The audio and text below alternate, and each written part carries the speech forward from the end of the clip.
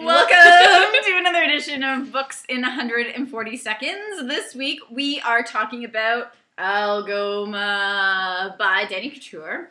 Algoma starts with a young boy falling through the ice and drowning, and his twin brother watching. And basically what spins out from that story is how the various people in this small town in northern Quebec, all these various people in his family deal with that loss, and them kind of reaching out and trying to seek some sort of wholeness or some sort of answer to that gaping hole that has been left by Leo's disappearance. Yeah, so my favorite thing about this book was how Dani creates a sense of place. You absolutely understand this town and the people who live in it and what it's like to go there and how awful the winters are and how this town has a sense of hopelessness and a sense of acceptance and that it's never going to be a great town. And the characters inhabit this space as well. It's a lot of beautiful phrases that really explain this place and really describe this place. And it's a lot of details. You know exactly what color Leo's scarf is when he falls through the ice. You know exactly how the food that Algoma is tasting and how that represents how she's feeling. So it's a very detailed, poetic book, which makes sense because Dani is a poet.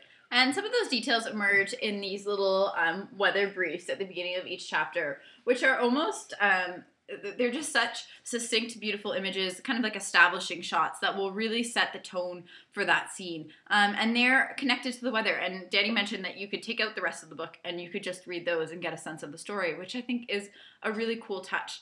Another super interesting feature is that Leo's loss, like Ferd thinks he's still out there. He thinks that he can reach him and he can speak to him, so he sends him letters and he sends him through waterways and basically any liquid he can find because he thinks that's how he'll get through to his brother under the ice.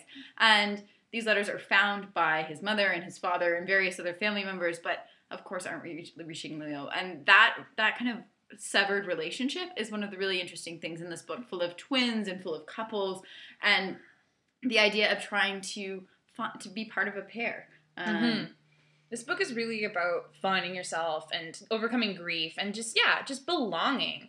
And Dani really establishes the belonging as a sense of a pair, and she does this in so many different ways, which is really interesting, and I just enjoyed it a lot. I felt like there was a whole bunch of puzzle pieces, and they all came together. They are. It's very cyclical, right? There's lots of cyclical things, the lending of stuff, life and death, the weather, all of those things come together quite beautifully.